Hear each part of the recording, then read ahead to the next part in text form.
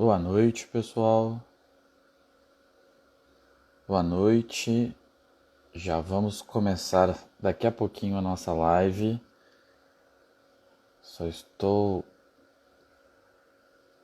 fixando aqui o tema da nossa live de hoje.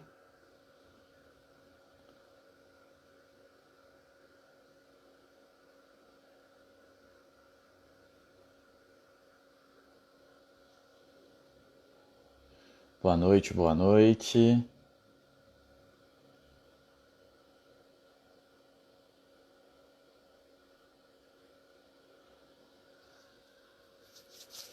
Muito bem, vamos entrando. Boa noite, pessoal. A gente já vai começar a nossa live. O Coletivo Manifesto, né, preparou essa live que trata sobre racismo e branquitude no contexto educacional. Já vamos dar início. Bom, 8 horas, 20 horas no meu relógio, então vamos dar início, ok?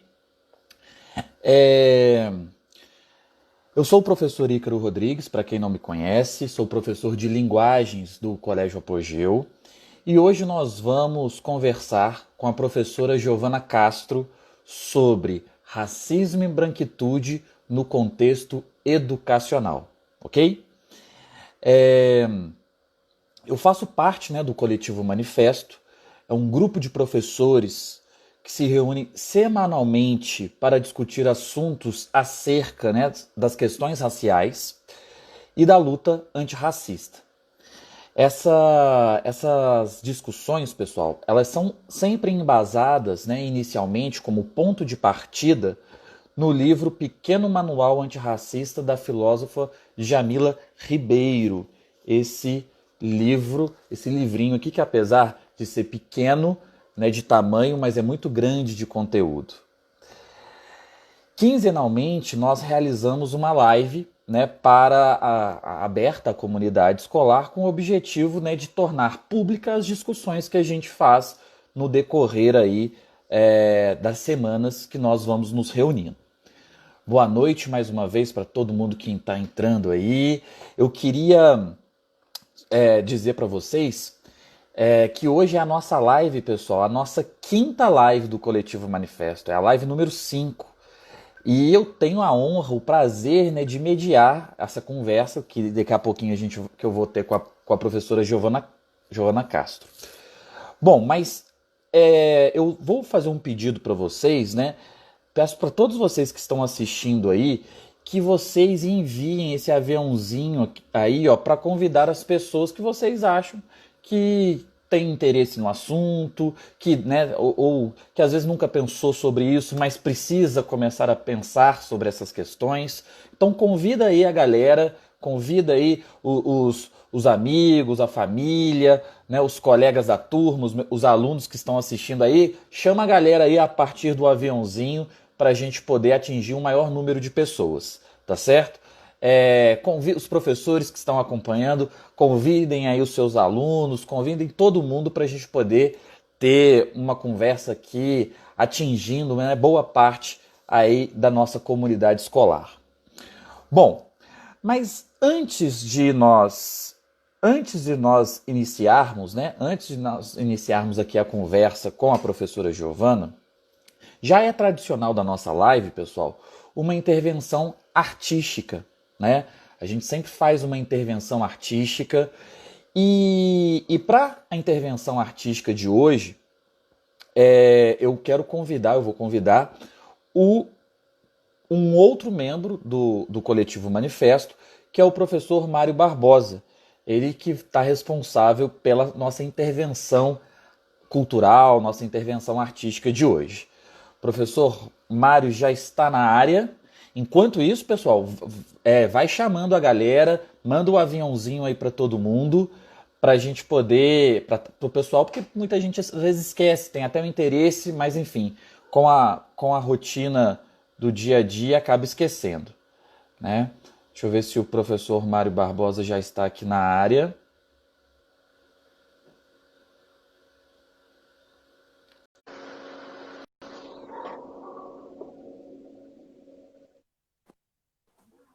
Professor Mário Barbosa na área. Boa noite, meu querido. Fala aí, meu caro Ícaro. Tudo bem? Boa noite, meu camarada. Como Boa tem estado? noite. Boa noite a todas e todos, né? Prazer enorme poder participar aqui dessa intervenção cultural.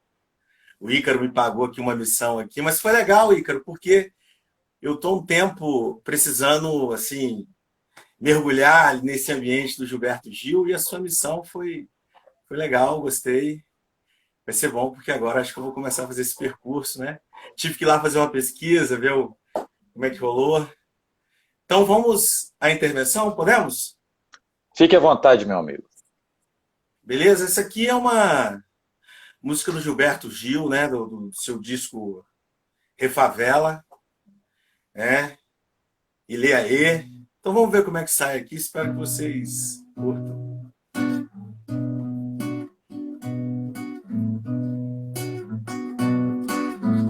Que bloco é esse? Eu quero saber. É o mundo negro que viemos mostrar pra você. Que bloco é esse? Eu quero saber. É o mundo negro que viemos mostrar pra você.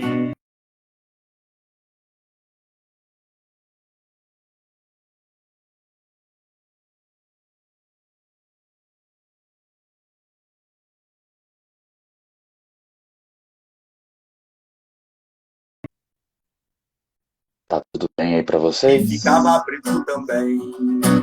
Não te ensino minha malandragem, nem tampouco minha filosofia, porque quem dá luz ao cego é bengala branca e Santa Luzia. Ai, ai, meu Deus, que bloco é esse? Eu quero saber. É o mundo negro que viemos mostrar pra você. Que bloco é esse? Eu quero saber. É o mundo negro que viemos mostrar pra você. Somos crioulo tudo, somos bem legal. Tendo cabelo tudo, somos black pau. Somos crioulo tudo, somos bem legal. Tendo cabelo tudo, somos black pau. Branco, se você soubesse o valor que o preto tem, tu tomava um banho de piche branco e ficava preto também. Não te ensino minha malandragem, nem tampouco minha filosofia, porque quem dá luz ao cego é bengala branca e Santa Luzia. Ai, ai, meu Deus, que bloco é esse? Eu quero saber. É o mundo negro que viemos mostrar pra você. Que bloco é esse? Eu quero saber. É o mundo negro que viemos mostrar pra você. Que bloco é esse? Eu quero saber. É o mundo negro que viemos mostrar pra você. Que live é essa? Eu quero saber. É o mundo negro que a Giovana mostra pra você. Salve, salve a nossa querida Giovana, né, guerreira, teórica, praxis, né, aquela que faz nossa intelectual orgânica, né? Une teoria e prática, um enorme prazer. Foi sim, muito legal poder fazer essa homenagem aqui à participação da Giovana, né? Um grande abraço aí para ela e para todas e todos que estão com a gente. Valeu, meu querido camarada. Até uma próxima oportunidade aí. Valeu, Mário. Obrigado, meu amigo. Valeu. Valeu. Show. Muito bem, pessoal. Antes de chamar depois dessa abertura, né, do professor Mário, e antes de chamar a professora Giovana, eu queria informar que o Coletivo Manifesto, a gente possui um e-mail, que é coletivomanifesto@colégioapogeu.com.br, e é por esse e-mail, pessoal, que nós recebemos as sugestões, as dúvidas, né, que podem surgir aí no decorrer da nossa conversa, nas lives, né, se vocês tiverem alguma dúvida, se surgir alguma questão, vocês podem mandar esse e-mail para a gente poder trocar uma ideia aí, né, a partir da troca de e-mails. Tudo bem? Então, Vamos chamar a professora Giovana. Cadê a Giovana? Deixa eu achá-la aqui.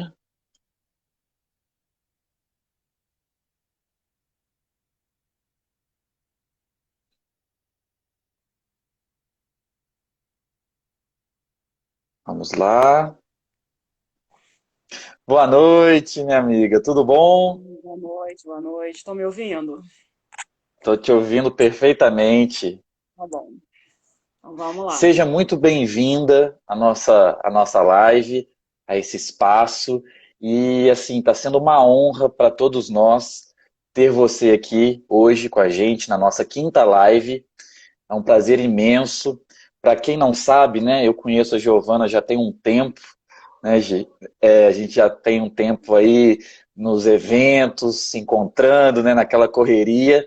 E, enfim, e toda vez que eu tenho essa oportunidade de escutar a Giovana, eu aprendo muita coisa, e, enfim, é uma honra. Muito obrigado por você ter aceitado o nosso convite. Bom, como é de praxe, Giovana, eu vou fazer uma breve apresentação sua, mas é óbvio que eu não vou conseguir falar, né, tudo que você representa. E logo depois eu queria que você falasse um pouquinho, tá certo? A Giovana, pessoal, inclusive, a Giovana ela já teve numa roda de conversa do Apogeu, foi promovida na Bienal do Livro, aqui em Juiz de Fora, a primeira e única Bienal do Livro que a gente teve em 2016, né, fazem aí aproximadamente 4 anos, e agora ela está retornando, né, para participar mais uma vez e trazer todo o conhecimento que ela tem, que ela possui aí sobre as questões raciais. Bom, a Giovana ela é graduada em História pela UFJF, mestre em Ciência da Religião, especialista em História e Cultura Afro-Brasileira e Africana, Educação para as Relações Étnico-Raciais e doutoranda em História, também pela Universidade Federal de Juiz de Fora.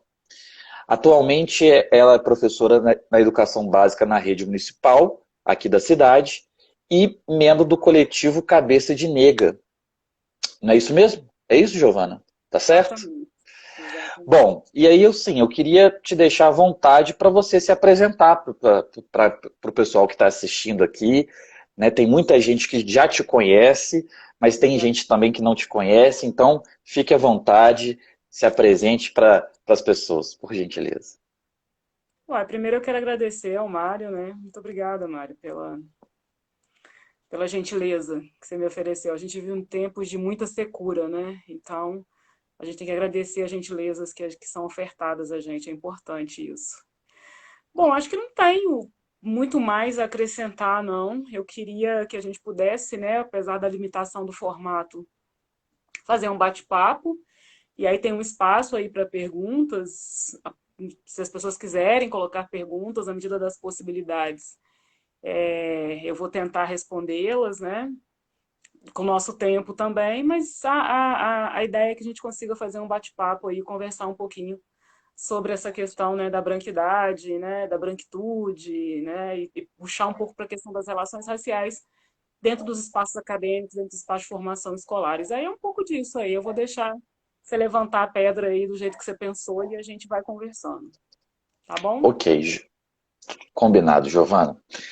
Então, o nosso tema, ele é o racismo e branquitude no contexto educacional. Nós pensamos nessa questão, né?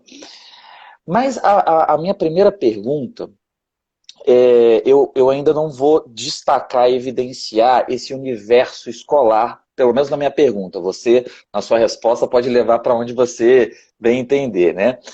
Mas é o seguinte, o racismo, infelizmente, é parte da nossa estrutura social. Assim como diz, né, o Silvio Almeida, autor do livro Racismo Estrutural. E esse racismo, ele promove uma série de prejuízos que reforça a posição da população negra como desfavorecida. Em contrapartida, o conceito de branquitude parece estar intimamente ligado à ideia de privilégios. Ou seja, né, uma espécie de vantagem que é naturalizada na sociedade. Aí, Giovana, eu queria que você, a partir disso, né, você apontasse para a gente quais são as consequências dessa realidade tão diferente para negros e brancos, né, aí que a gente vivencia, que está no nosso dia a dia. Eita! Só tem 50 minutos, tá? Eu quero só lembrar isso. Então, eu vou tentar fazer aqui um apanhado e a gente vai enxertando aquilo que faltar, tá? Uhum, A gente parte de alguns dados, algumas questões que são básicas para a compreensão do que a gente chama de identidade nacional brasileira ou a formação do Estado Nacional Brasileiro, que não são a mesma coisa, apesar de serem muito próximos, não são a mesma coisa. E o Estado Nacional Brasileiro, ele se formou a partir de alguns elementos que são definidores das nossas características no século XXI, né? Ele se forma baseado numa estrutura escravocrata e ele se forma baseado na defesa da escravidão. A defesa da escravidão foi um ponto de aporte fundamental durante o Segundo Reinado e também, né, se estende até o final do Segundo Reinado, mas essa mentalidade escravocrata de defesa de que esse corpo negro é um corpo que serve ao trabalho, ele se perpetuou por toda a República, né, por toda a formação do Estado republicano. Então, essa constituição do racismo Brasil, do racismo à brasileira, como, né, eu falo e outros intelectuais falam, é compreender de que esse corpo foi construído institucionalmente enquanto um corpo de trabalho. E que isso perpassou a constituição de todas as relações de formação do capitalismo brasileiro. Porque não dá para pensar racismo sem pensar capitalismo. Só é possível a gente conseguir compreender a forma como o racismo se estrutura se a gente compreender que ele está nas bases do capitalismo. Porque se a gente for parar para pensar de forma muito básica, muito simbólica, como o próprio Silvio já o fez, mas não foi o primeiro, Abdias já falava disso, né? uhum, Guerreiro Ramos já falava disso no início do século, a gente vai compreender que, se a gente refutar o fato de que se naturalizou que uma mulher preta limpe a sua casa e ganhe um salário por isso, naturaliza essa condição subalterna que ela tem como esse corpo como desmerecedor de outras condições de melhoria econômica. Porque uhum, eu digo que uma mulher que limpar a sua casa ganhar o mesmo salário que um médico ganha, não há vantagens em que esse médico ou essa médica vá para trabalhar. Ela vai ficar em casa fazendo serviço doméstico e cria-se uma lógica, portanto, de interpenetração do racismo e do capitalismo. Mas, para além disso, a gente precisa compreender que o racismo ele é uma questão ideológica, estrutural e estruturante. Né? Mas ele não é só estrutural e estruturante. Ele é institucional e ele está nas relações cotidianas que a gente estabelece com as pessoas. Portanto, o racismo ele é ideologicamente relacional. O racismo se manifesta na presença do corpo preto. Então, a partir do momento que um corpo preto chega em determinado espaço, ele gera uma tensão nesse espaço que é causada pelos modelos de branquidade, de branquitude e de práticas racializadas, porque esse corpo branco não é racializado em momento nenhum. Não há racialização do branco. O branco, mesmo na presença do preto, não se racializa, ele racializa o corpo preto. E aí, quando a gente junta esses elementos, né, a gente junta essas questões do racismo, da branquidade e do capitalismo, a gente começa a compreender que o racismo não é uma questão moral. Isso é um problema que nós temos que enfrentar. O branco brasileiro, ele fala, se a gente fala com o branco brasileiro, você é racista? Ele, não, eu sou uma boa pessoa, né? O racismo não é uma questão moral, é importante que vocês compreendam isso. Né? O racismo não é especificamente uma questão de você ser uma boa ou má pessoa. O racismo está na constituição da forma de se pensar, da sua identidade, uhum. na constituição da sua identidade. E aí, quando a gente né, pega essas questões todas, a gente consegue compreender por que o combate no racismo ao Brasil ele é extremamente complexo. Ele é complexo pelo plano interpessoal, as pessoas ainda continuam pensando o racismo enquanto um elemento moral, né?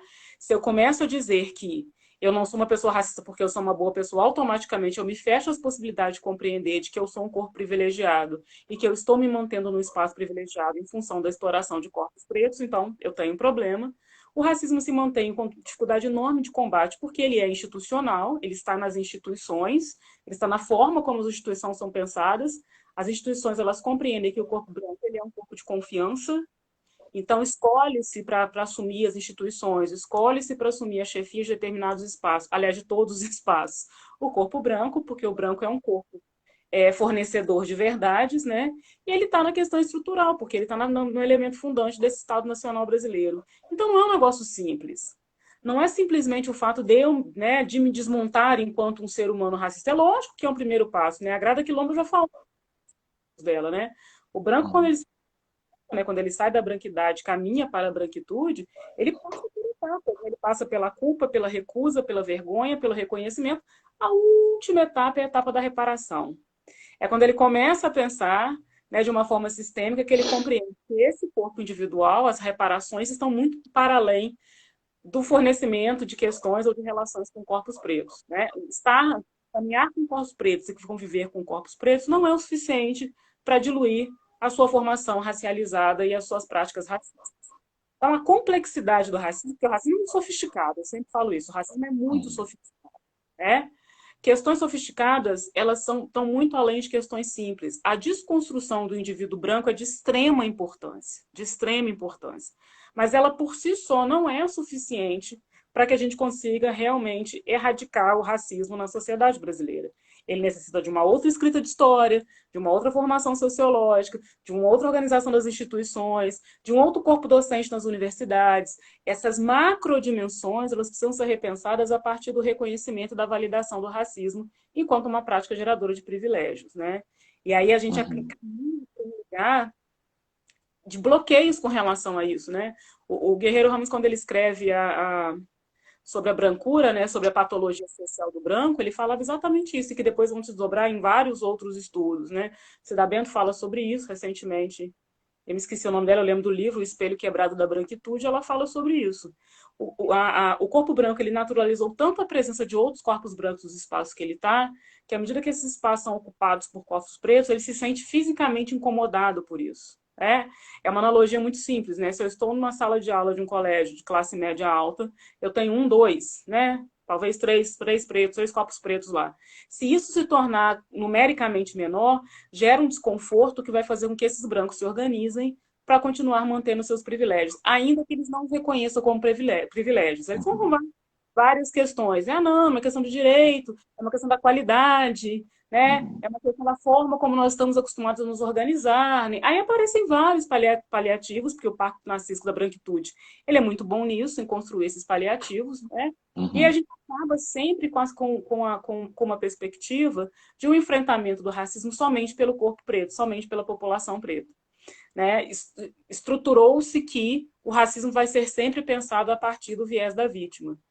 Então, quando a gente começa a discutir essa questão da branquidade, da branquitude, né, dos elementos que vão solidificar as questões do privilégio branco, ele está muito além das relações interpessoais. É lógico que esses privilégios são sentidos muito mais diretamente nas relações interpessoais, mas ele está muito além disso. Ele está num lugar de ocupação e de privilégios e de direito, né, à beleza, à arte, à estética, à comida de boa qualidade, que está embasada nas relações capitalistas, porque eu tenho uma mulher preta que limpa a minha casa, que faxina meu chão e que lava as minhas janelas, né? Então não é simplesmente eu dizer que eu não sou mais racista e levantar a hashtag antirracista, antifascista, enfim. Isso não é o suficiente.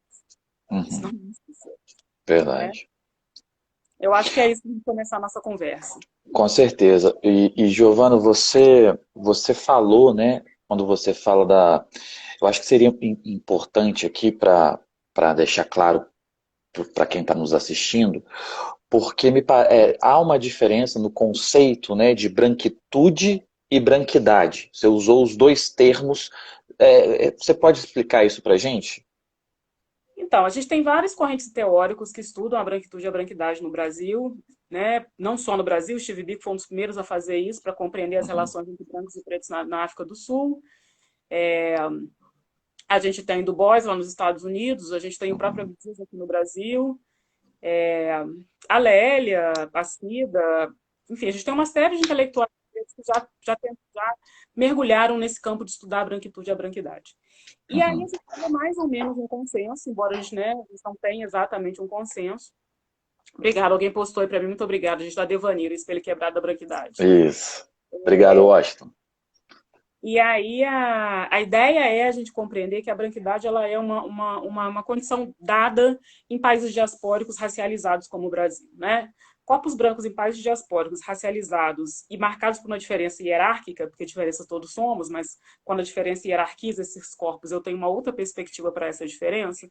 Em países diaspóricos, essa branquidade é um estado de naturalização do corpo branco como corpo hegemônico. como um corpo vencedor, como um corpo sempre mais apto, o corpo do intelecto, né? O corpo da validade da voz, da pesquisa. Isso é muito simples a gente exemplificar quando você pega debates como recentemente houve com a Lilia Schwartz, né, no qual eu tenho lá uma mulher branca completamente equivocada nas análises que faz, e eu não estou discutindo nem o lugar de fala, porque numa questão de lugar de fala, ela não tinha realmente expertise nem conhecimento suficiente para escrever sobre aquilo que escreveu, né, mas esse conforto do branco de falar sobre absolutamente tudo e de não aceitar ser questionado quando comete uma falha grave, principalmente quando se está dentro de uma intelectualidade, né? Então, esse corpo branco é visto como um corpo que sempre exala verdades, como um corpo creditício, como um corpo válido. Essa ideia da branquidade, ela só é possível se compreender a partir do momento que eu reconheço que eu vivo num estado racializado e que racializa somente um dos lados dessa equação, tá? Uhum. Seria um momento de consciência desse branco, de reconhecer que ele vive num espaço em que o corpo dele não é racializado e que ele obtém privilégios em função disso, e que ele começa a construir uma outra experiência com esses corpos não privilegiados, que são os corpos pretos. E aí, intelectuais dividem essa branquidade em dois processos, né? A branquitude acrítica, né?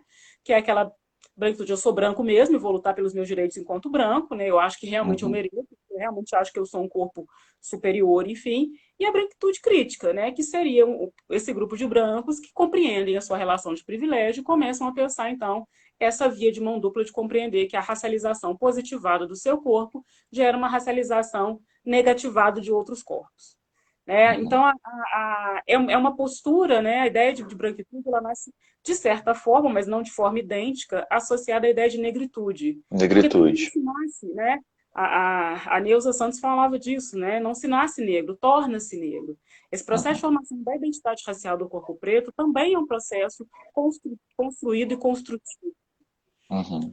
Porque ele é marcado por uma série de elementos de dor, de ressignificação, de luta, de enfrentamento. Então, esse tornar-se negro também é um processo de construção, também uma forma que torna-se negro, torna-se branco. Só que o tornar-se negro é muito violento, é sempre muito violento. Né? A partir do momento que você reconhece que você se constrói enquanto um sujeito, um corpo negro, você começa a compreender e a ter percepções sobre uma série de coisas que o racismo lhe vai introduzindo goela abaixo. Né? Uhum. Uhum. A racialização do branco, ela não passa por esse processo doloroso. Ela não Uhum. passa por essas questões ligadas, em primeiro, à autoestima, depois ao reconhecimento das estatísticas, que são pavorosas, né, dos processos de exclusão, da ameaça que se representa o corpo, né, o corpo branco nunca é visto como ameaçador, ele nunca é visto como um corpo perigoso. Ele passa, basicamente, pelas questões do privilégio. Né? A gente até brinca muito dessa questão dessa fragilidade branca. Né? O branco, quando ele percebe que ele é um beneficiário, né, da exclusão racial no Brasil, sofre profundamente. Que as frases que a frase que a Grada fala é a culpa, né, a vergonha, né, que passam por isso, mas isso não é um fator e ele pode sempre voltar atrás, né? O branco sempre pode voltar atrás no seu processo de racialização. Lhe é permitido, a partir do momento que a sua subjetividade não tolera estar num lugar de privilégio, que eu não consigo compreender, isso vai muito além da minha experiência de vida, mas ele pode voltar atrás e continuar a seguir pleno a vida dele sem jamais tocar em questões raciais, né? Então a gente tem Uhum. uma trajetória muito distinta nesse processo, muito distinta. Mesmo aquele corpo preto que não discute raça, mesmo aquele corpo preto que nos irrita profundamente por não discutir raça, vamos pegar das maiores absurdidades contemporâneas, que é o presidente da Fundação Palmares, né? Uhum. Uhum. Enquanto corpo preto. Quando ele fala aquele monte de bobagem, Uhum. ele é avaliado enquanto corpo preto. Quando um homem branco fala aquele monte de bobagem, você fala, mas é isso mesmo, enfim. Mas quando um corpo preto emite aquelas sentenças que ele emite, aquilo ganha uma dimensão porque sai de um corpo preto. Então, mesmo aquele que nega a racialização, ele sofre os efeitos dela. Né? Sim. Sim. É indelével, não tem jeito. Você não consegue desassociar esse corpo desse lugar que é constituído pela nossa herança colonial escravocrata. Sim.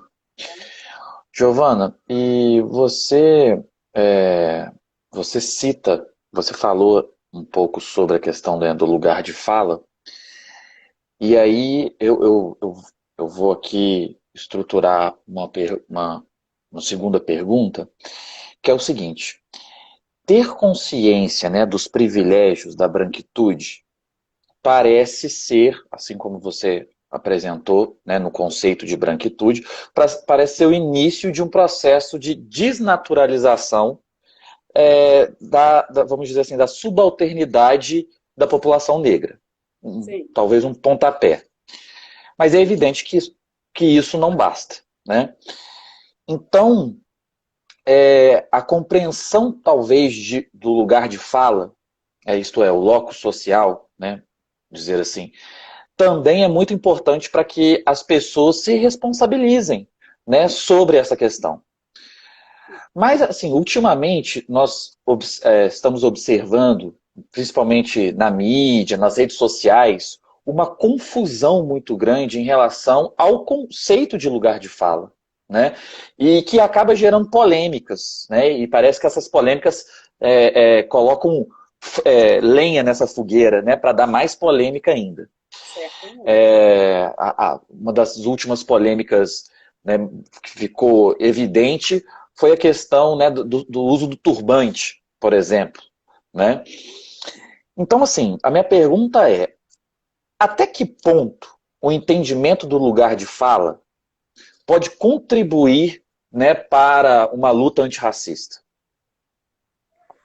Olha só, Ícaro, você me conhece há muito tempo, você sabe, eu tenho chegado à conclusão que as pessoas falam muita bobagem, né? As pessoas, elas pegam fragmentos de informação a partir de um eixo compreensivo muito deturpado e muito torto e saem reproduzindo isso aí e afora e falam um monte de bobagem, né? O que eu quero dizer com um monte de bobagem? A compreensão do racismo, ela não se dá com a leitura de 2 ou 3 posts no Facebook, tá? Não é tão simples assim, né? É necessário que você compreenda uma macrodimensão de grandes engendramentos que produzem e reproduzem o racismo. Então, quando a gente fala de lugar de fala, as pessoas estão confundindo lugar de fala com apropriação cultural, estão confundindo lugar de fala com a mediocridade do texto mesmo, né? Com texto mal escrito, mal feito, mal elaborado. Lugar de fala como lugar de silenciamento, assim. E vou pegar a polêmica da Lili e vou voltar para responder de forma mais objetiva a sua pergunta, né? Quando a gente fez aquele texto sobre a Beyoncé, e eu fui uma das, né, uma das pessoas que discutiu essa questão, eu não estava discutindo o lugar de fala da Lília, não. Eu não estava falando sobre o lugar de fala, nem pelo fato. Eu estava discutindo a qualidade de um texto mal escrito. Um texto para o qual ela não tinha condições de pronunciar-se absolutamente sobre nada. A Giovana, mas a Lília é uma pesquisadora sobre as relações raciais no Brasil há muitos anos, sim, uma pesquisadora que escorregou, que errou e cometeu um erro crasso realmente de interpretação daquilo que estava vendo. E as pessoas começaram a perguntar, mas isso não é censura, isso não é silenciamento. Não, gente, se eu virar para você e falar, o seu texto é mal escrito, o seu texto é mal feito, o seu texto é mal fundamentado. E é como se eu tivesse alguma possibilidade de você calar uma dona de editora. Né? Falar isso é outra falácia, como se fosse possível você silenciar uma mulher branca, rica, dona de uma das maiores editoras do Brasil, e que, aliás, é uma editora que mais lucra com livros sobre racismo no Brasil. Esse é o ponto primeiro que eu quero me debruçar. O segundo ponto é dizer, quando as pessoas falam sobre lugar de fala, o lugar de fala é um elemento extremamente importante para a discussão da ampliação de direitos humanos, inclusive, das possibilidades de falar narrativas sobre subjetividades. Porque as experiências racializadas são distintas. As minhas experiências com racismo são distintas das experiências de outras mulheres pretas com racismo. Muitas coisas nos aproximam, mas diversas coisas nos afastam. As pessoas estão confundindo lugar de fala com pauta. Eu posso levantar pautas de várias naturezas nos espaços que eu vou. Eu posso levantar pautas sobre papel da criança e adolescente, sobre mulheres que sofrem assédio, sobre mulheres que apanham dos seus maridos. Eu posso levantar pautas de uma série de questões, porque essas questões são questões relativas à manutenção dos direitos humanos. É exatamente com perdão da expressão, por causa dessa merda de dizer que eu não posso falar sobre aquilo, que nós chegamos até o ponto que chegamos. As pessoas viram as coisas acontecendo e não se posicionaram. Sim. Outra coisa, quando eu vou discutir lugar de fala, todos nós temos um lugar de fala e todos nós falamos de algum lugar. O branco brasileiro pode falar de racismo do lugar de branco que ele ocupa. Ele pode falar das suas experiências, da sua descoberta da racialização, do seu processo de reconhecimento de privilégio, das formas como ele articula a luta antirracista, porque a luta antirracista não se faz no teórico. A luta antirracista é uma luta concreta, de ações. Quais ações ele está fazendo para construir uma sociedade menos racista nos espaços que ele ocupa, de quais são as pautas políticas que ele investiga, de quem ele vota, né? De quais são os produtos que ele consome. Não há nenhuma desqualificação com relação a isso, a partir do momento em que você trabalha com a possibilidade de compreender que o seu lugar de fala é o lugar de fala de um homem branco. Então, fale acerca do racismo na perspectiva do homem branco que você é. Você não pode traduzir experiência com relação, mas você pode falar dos lugares de privilégio que você ocupa. Porque quando a gente começa a dizer, eu não posso falar, eu não posso dizer, eu não posso me posicionar, eu começo a jogar sobre mim, Giovana, mulher preta, toda a responsabilidade de discutir racismo. A sensação que eu tenho é que eu acabo retrocedendo num ponto que eu não quero ocupar mais. Outras pessoas precisam pautar essa discussão nos seus espaços. Agora, quando chegar aquele momento de validar uma fala, de uma intelectualidade, de um produto, de um capital simbólico, aí eu vou trazer quem tem condições de fazê-lo, de traduzir essa experiência para quem tem condições de fazê-lo.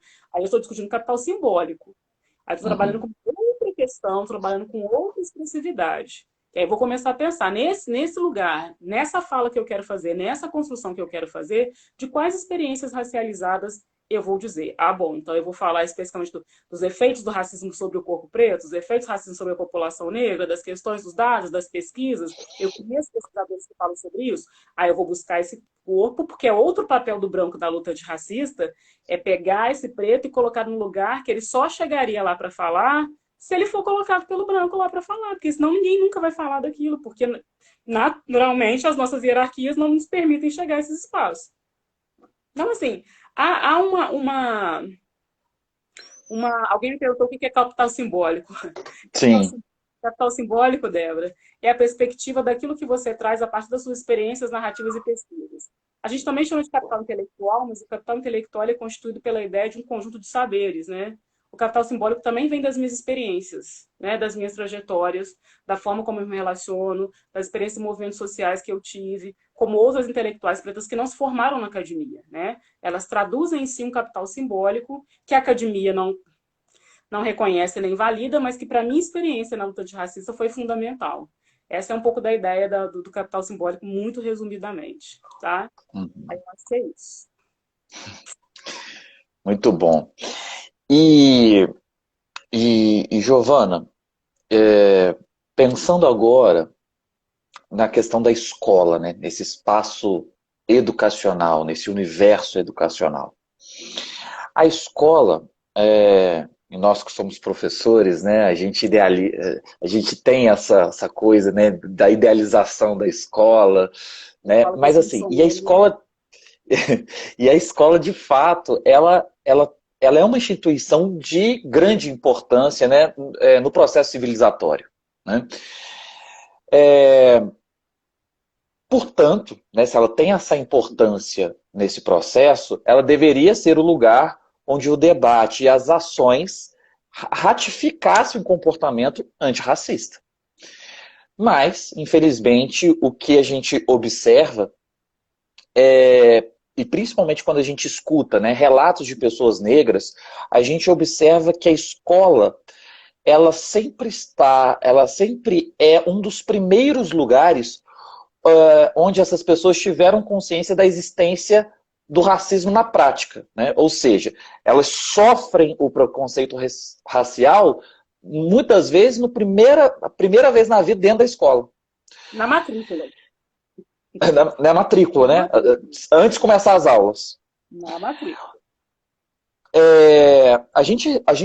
O ano passado, a gente recebeu aqui o professor Renato Nogueira, não sei se você o conhece. E ele usa uma metáfora que ele diz que é o seguinte: denegrindo a educação, né? Devemos denegrir a educação. E aí ele utiliza o verbo denegrir no sentido, né, de tornar negro, enegrecer. E aí a minha pergunta é, qual a sua perspectiva para uma educação, uma escola que de fato combate o racismo? Igor, assim, eu te confesso que eu não tenho muita perspectiva, não. Eu vou te dizer por quê. Me dá um desânimo mesmo. Me dá um desânimo. A gente, depois de muitos anos de luta do movimento negro, né, de uma prática muito combativa do movimento negro, a gente teve a aprovação da Lei 10.639, ou 93, eu sempre confundo, que obrigava, né, tornava obrigatório o ensino de história africana e afro-brasileiras na escola, passando principalmente pelo viés da arte, da história e da língua portuguesa. Mas as outras disciplinas também deveriam aderir a isso. Bom, juridicamente nós estamos muito bem amparados, né? Bem ou mal, ruim das pernas ou não, sendo retalhada não, a LDB ainda é uma legislação vigente. Nós temos a nossa Constituição Federal de 88, nós temos a DEC de 639, nós temos um conjunto de legislações que, teoricamente, obrigam a escola a cumprir essas coisas. Onde é que está o nosso principal gargalo, os nossos principais gargalos? A escola é um recorte da sociedade brasileira. E é um recorte no qual essa população passa uma temporada muito grande, porque quando a gente fala de racismo institucional, o hospital é racista, o presídio é racista, o supermercado é racista, né? O fórum é racista. Mas é na escola que as experiências de racismo são muito mais intensas pelo tempo que nós passamos na escola.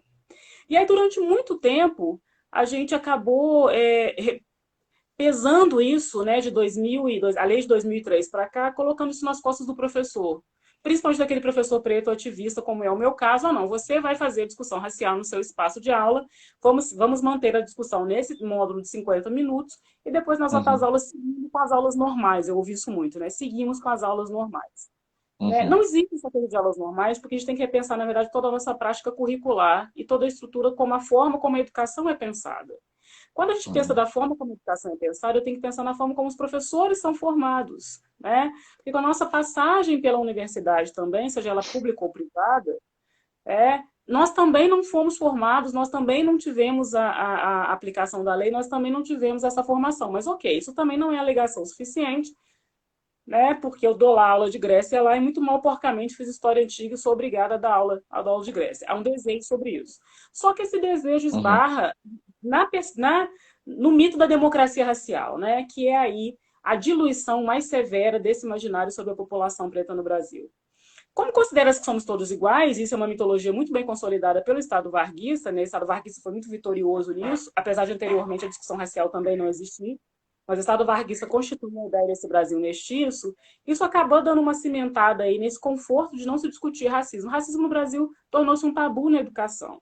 Não se fala em racismo, aí eu volto na minha fala anterior, porque o professor vai dizer, não, mas eu não sou nada racista, somos todos iguais, se ele se esforçar, ele consegue, enfim. Isso dá origem a absurdidades na escola, o altíssimo índice de evasão de crianças negras na escola, né, os péssimos resultados de aprendizagem, a dificuldade de aprendizagem que essas crianças têm, que não são dificuldades nem motoras, nem de ordem física, são dificuldades acarretadas pelo racismo, pela exclusão, pelas piadas, pela forma desrespeitosa que os professores as tratam. Então, esse enfrentamento, ele é um enfrentamento de muitas frentes. Começar a trabalhar com a formação dos professores, com a estruturação dos currículos, com a forma como o livro didático é produzido, que em muitas escolas, carentes de absolutamente tudo, o livro didático é a única referência de material construído para o professor se utilizar, né? Com a precarização da formação de licenciaturas, que quase não acontece mais no presencial. Então, é por isso que eu falo que vai dando um desalento na gente, porque o enfrentamento do racismo, na verdade, ele deveria perpassar em todas as frentes nas quais ele se manifesta. Mas a escola, ela é um elemento ainda de formação da identidade dessas crianças, né? É no primeiro contato com a educação infantil que muitas vezes, como você disse, a criança tem contato pela primeira vez com racismo e ela não dimensiona isso. Uma criança de 5 anos não sabe o que é racismo, né? Não precisa ir de longe, não. Às vezes um adolescente de 13, 14 anos não sabe efetivamente que ele está sofrendo racismo, mas a gente modelou o racismo num formato muito específico, dizer, não, racismo é isso, não, racismo são muitos. A baixíssima representatividade de imagem de pessoas negras em escolas é uma marca disso. Você passa por corredores na escola, festa junina e sua criança branca, todas as decorações são brancas, todas as fotos são brancas. A criança negra não se vê representada nesses espaços de forma alguma. As narrativas, os livros, os filmes, todos são protagonizados por pessoas brancas. Então, a gente tem essa naturalização do corpo branco, ela é muito perversa na escola, ela é muito perversa. E os professores naturalizam também o fracasso das crianças negras, né? Eles já profetizam esse fracasso das crianças negras, né? Isso é estatístico, né? Você tem uma numeração muito equilibrada de crianças brancas e negras nas séries iniciais e essas crianças negras vão desaparecendo nas séries finais e quando chega na universidade pública, então, a gente não precisa nem fazer essa discussão, né? A gente sabe que a chegada da população preta para a universidade pública é um outro grande nó, aí, uma grande outra questão da formação da sociedade brasileira. Então, eu acho que o professor tem uma responsabilidade, sim, apesar da responsabilidade não ser exclusivamente dele, mas o professor tem uma responsabilidade, sim, de encarar o racismo, a discussão do racismo e a discussão da branquidade como algo que precisa ser feito. Isso não tem que ser feito só pelo professor da área de humanas, só da sociologia, só da filosofia, só da língua portuguesa. Isso é uma discussão que tem que ser feita em todas as disciplinas para se compreender como que se naturaliza aquilo que não é natural. Aquilo não é natural, né? Naturalizou-se algo que não é natural. E aí você esbarra em vários milímetros, né? Você vira persona não grata, né? Como você só fala disso.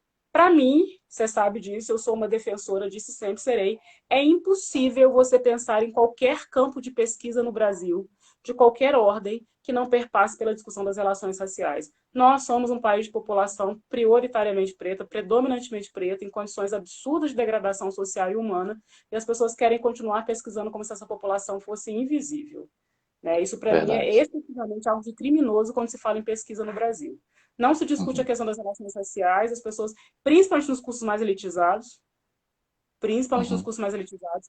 Eu tenho uma grande amiga, você conhece a Giane foi fazer uma formação uma vez Sim. em função da lá na medicina, ela e o Marcelo acabou de defender o mestrado dele sobre a branquidade entre os médicos, e foi um fiasco, foi um fracasso, foi vergonhoso a acolhida e a desacolhida que eles tiveram na Faculdade de Medicina de Juiz de Fora, né? Foi vergonhosa a postura dos professores, o deboche dos professores em dizer que lá não precisa discutir essas questões, porque raramente tem preto, como se somente a presença do corpo preto já não fosse necessário e justificasse o suficiente o fato de ter que discutir exatamente a ausência desse corpo nesses espaços Sim. elitizados.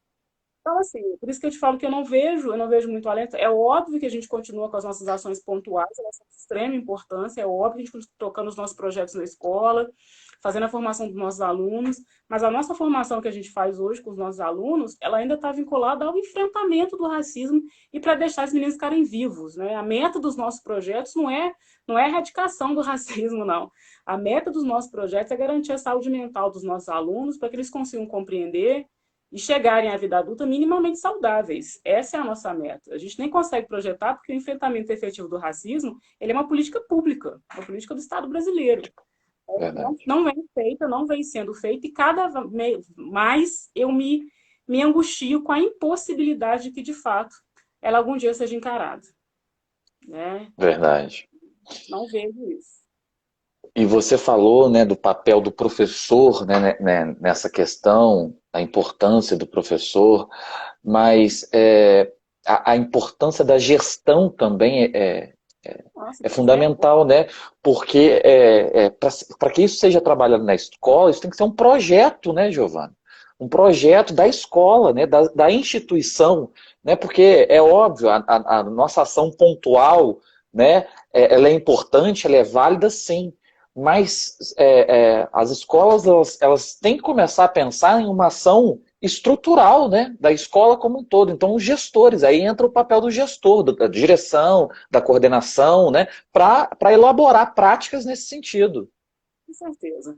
A gente, quando fala, eu quando falo professor, né, como eu sou professor da rede pública, e na rede pública o diretor ele é eleito, mas ele também é um professor, Uhum. a gente sempre pensa nesse coletivo docente enquanto responsável por adoção de políticas de médio e longo prazo. Né?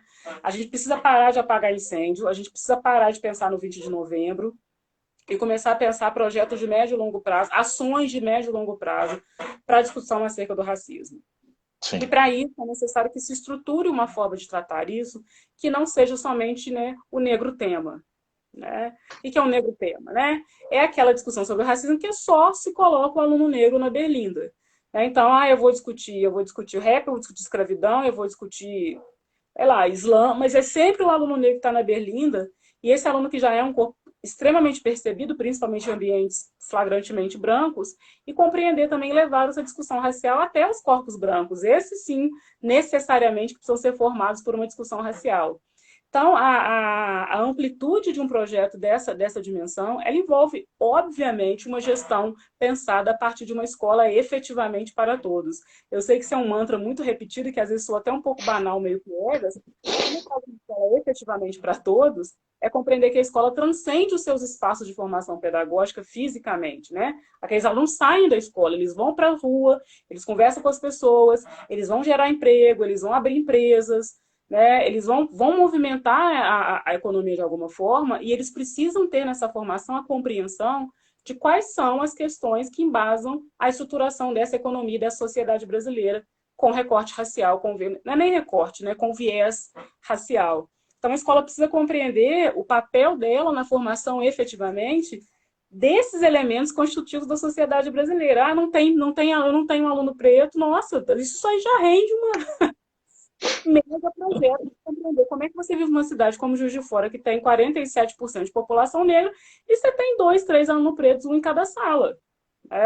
Isso já é por si só algo que gera imensas problematizações. Imensas problematizações de compreender a geografia do racismo na cidade, por que os bairros mais pauperizados e com menos circulação de ônibus são os bairros que concentram a população negra, de como que essa geografia se dá. Juiz de Fora é uma cidade que a rua Alfred, a Marechal e outras ruas tem parte baixa e parte alta, sendo que elas são planas. Né? Quem que ocupa a parte baixa da cidade? Quem que ocupa a parte alta da cidade? Se compreender também como se estrutura essa forma de pensar dessa geografia da cidade. Por que Getúlio Vargas é tão depauperado? Por que as pessoas não gostam de passar pela Getúlio? Por que as pessoas preferem circular pela Rio Branco, né? Pela parte alta da cidade, e a parte baixa é sempre relegada, é aquela que tem menos iluminação, é aquela que o asfalto é mais precário, onde estão as lojas mais populares, onde a coleta de lixo não é feita com a mesma eficácia. Então, essas problematizações, elas perpassam quaisquer disciplinas. Mas essa questão da gestão, da compreensão da gestão também, a gente volta no nosso ponto anterior, né? É discutir privilégio, né? É você começar a levar essa consideração de explicar para as pessoas que esses espaços que elas ocupam são herança, legado de uma sociedade que assim se constituiu. Recentemente eu estava num debate aqui, num bate-papo, e eu tem sempre um argumento que ele é profundamente raso, né, desnecessário, mas as pessoas insistem em levantar argumentos rasos, desnecessários, e uma pessoa pergunta: eu não tenho nada a ver, eu não tenho culpa pela escravidão, porque eu nunca escravizei ninguém, né? Mas, efetivamente, a sua condição de mulher branca, que é herdeira dessa condição de privilégio, né? O seu fenótipo é definidor de um local de privilégio. Então, eu acho que a gente precisa começar a problematizar questões de ordem comum, de senso comum. As pessoas precisam ir mais além. Isso é um papel do professor. É um papel do professor levar essa discussão para além do senso comum, né? Quebrar vários tabus, vários equívocos, mas várias falas também que são construídas para a manutenção da discussão no campo mais raso possível e levar uma reflexão efetiva utilizando todos os recursos que uma gestão bem pensada pode fazer. Esse é o papel do professor. Ainda que ele não consiga alterar os macrosistemas de organização racial no Brasil, ele consegue, dentro desse espaço, levar uma compreensão efetiva de que naquele núcleo ali ele está contribuindo para a formação de um cidadão efetivamente compreendido como ele é marcado pelas relações raciais. Eu acho que esse é o nosso desafio. Pelo menos sempre foi o meu. Mas a minha condição, enquanto mulher preta, ativista, periférica, a minha fala e os espaços para os quais eu falo são completamente diferentes de um homem branco que se formou e que atua em colégio de elite. É completamente diferente. Sim, e aí é possível escavar essas questões de uma forma mais frequente, mais flagrante, né? E é possível fazer isso, a gente repensar a nossa questão curricular. Existe uma paranoia muito grande, você sabe disso melhor do que eu, com a questão do conteúdo. Mais o conteúdo, né? Eu ouço isso muito frequentemente. Nós temos o conteúdo a cumprir, nós temos metas a cumprir. É possível fazer uma dança muito fina e muito elegante de você entrecruzar essas informações de forma que, na verdade, você aprofunde os conteúdos que você já tem, quando você dá a dimensão devida da compreensão de onde que eles se geram, né? Eu me lembro que uma vez eu fui participar de um debate, não me pergunte por quê, como é que fui cair nisso, sobre Machado de Assis. Nem de longe, eu sou uma admiradora do Machado, sou apaixonada, comecei a ler Machado muito cedo, depois criei Ojeriza, voltei a ler mais velha, recomprei a inteira do Machado, enfim. Fui ler Machado de Assis e fui cair num debate sobre Machado de Assis, e a coisa descambou para a questão da cor do Machado, assim, das propagandas sobre o Machado. Eu falei, gente, às vezes só o simples fato de você dizer a cor do escritor que você está apresentando já é suficiente para causar uma onda de susto. Não, ele era... não. Quando eu falo de André Rebouças com meus alunos, né, a cara de encantamento quando eu conto a trajetória do André Rebouças para esses alunos, né, o choque que eles levam quando Antônio Rebouças, André Rebouças, né, dessa família Rebouças, que é uma família de pretos muito ricos, né, da passagem do primeiro e segundo reinado, só de você não se racializa tudo, então vamos racializar a história, vamos racializar a língua portuguesa, vamos racializar a matemática, vamos racializar. A questão não é essa, não é um processo de racialização que a gente precisa, vamos racializar, né? Vamos racializar para a gente não ter que chegar e passar pelos enfrentamentos e as vergonhas que estamos passando recentemente com as nossas estátuas. Né? Vamos racializar. Vamos começar a fazer um processo de refletir quem de fato são essas pessoas, esses ícones levantados aí pela cidade, e quem são as pessoas sobre as quais nós estamos tecendo loas aí, sem compreender efetivamente de que forma que se constitui esse imaginário da heroicidade no Brasil. Né? Então, eu acho que se a gente conseguir pelo menos racializar as nossas aulas, eu acho que já é um caminho para a gente começar uma discussão efetiva da luta de racismo na escola. Com certeza. Acho, né? Com certeza. Nossa Senhora, ó, tem muito professor acompanhando a nossa conversa aqui e eu tenho certeza que o pensamento deles é o mesmo que o meu. Olha, já estamos começando a pensar diferente o planejamento da aula de amanhã, hein? Espero né? que Porque, né? Tomara. Espero Bom, que Giovana, a gente tem 5 minutos. A gente tem mais 5 minutinhos. Antes, assim, né, de eu te passar a palavra para você fazer as considerações finais e tal,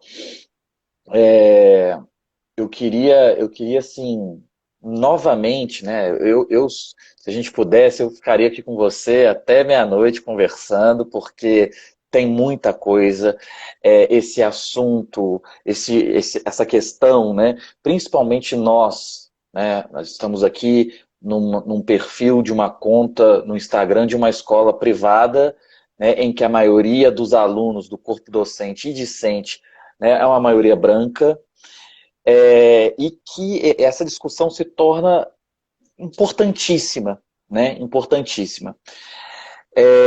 Nós estamos fazendo esse movimento, né, de reflexão, de debate, né, para a gente trazer isso para dentro dessa instituição, né, que só pelo fato de ser uma escola privada, né, já diz muita coisa, né, mas a gente sabe então dessa importância que tudo isso que você falou, que tudo isso que você apresentou tem para o nosso universo, né, aí olhando para dentro da instituição. Então as suas palavras são muito bem recebidas, são muito bem-vindas, porque, de fato, né, nos estimula a repensar, a reestruturar, a reorganizar, né? Então eu só tenho que te agradecer mesmo, tá? Assim, eu queria que você falasse assim, o que você pensa, né, sobre esse movimento, assim, porque eu sei que quando eu fiz o convite, né, eu fiquei torcendo, falei assim, ah, meu Deus, a Giovana, ela tem que aceitar, tomara que ela aceite, que vai ser muito bom. Mas assim, eu queria que você, pelo pouco que eu te falei, né, pelo pouco que eu te passei, né, que eu te expliquei sobre esse movimento que nós estamos falando, principalmente por conta do tema, né? A gente está discutindo a branquitude, a gente está falando sobre isso mesmo, e é a metalinguagem, né? É falar de uma coisa que é a gente, né? Que é a própria instituição. Então, assim, e aí eu queria, como a nossa live vai acabar, e aí você aproveita e dar suas últimas palavras aqui na nossa live de hoje. Então, assim, eu acho, a gente está vivendo, Igor, agora um momento revolucionário da discussão sobre racismo no Brasil por uma série de questões. Esse movimento ele nunca caminha sozinho, né? Sim. A história da luta racial no Brasil, ela é tricentenária, né? Desde que o primeiro navio negreiro aportou aqui no Brasil, a luta antirracista existe, né? A luta pela liberdade da população negra existe. E a gente vive hoje um momento realmente de uma capitalização de conhecimento imensa para determinados grupos, né? Isso não é um processo, um fenômeno nacional. Muitas pessoas ainda continuam completamente alheias à discussão racial por uma série de limitações, inclusive tecnológicas e físicas. Mas esse momento que nós vivemos, para mim, nesses meus 46 anos de existência, para mim esse momento é um momento assim de revolucionário. Revolucionário. Sim. E ele é revolucionário... Giovana, faltam 20 segundos. Então a gente conversa em outro momento, mas parabéns pela proposta e vamos voltar a dialogar em outro momento. Tá bom? Com certeza, tá certo. Um beijo para vocês, até a próxima. Eu agradeço demais, Giovana, muito obrigado, tá bom? Tenho certeza que todo mundo gostou.